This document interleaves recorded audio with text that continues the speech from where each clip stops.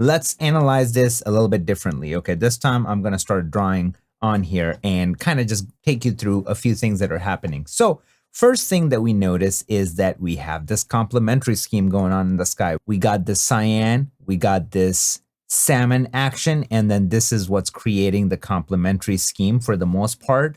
Our grass is burned and desaturated, or it's probably natural. That's what's happening there. Our black points are proper. We can see the black points right here being proper too. So very important anchor to remember. And then just look at the step action that's happening in the highlights. And that's another thing that we have to keep in mind when we're building it.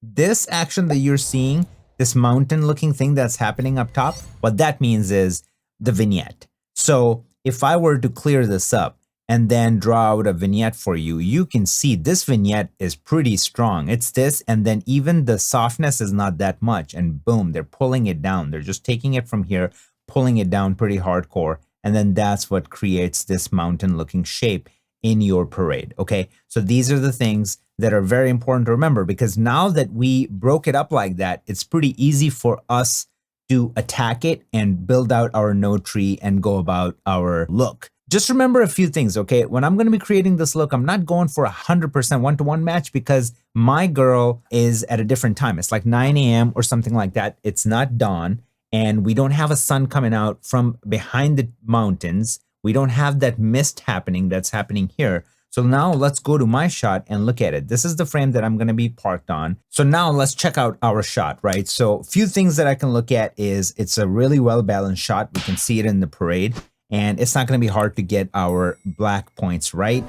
We're just going to make sure that that stays even. Now let's look at a few other things. I'm going to have to grab my grass, desaturate it, swing the hue, and get it in that burn world. Okay, that's not going to be hard. I'm going to take an opportunity in my sky. There's this bright area, then there is this sort of like mid-tone area. So I'm going to create my cyan here and salmon here. And this is how we're going to have our complementary scheme that's going to happen. Now, we don't have any mist happening here. So like I said, I'm not going to be going for that. We also don't have sun coming out of the mountains in the back, because look at the light, right? Look at how the light is reflecting here, which means the sun is somewhere around here, right? So we can see that. So I'm going to keep my grade realistic.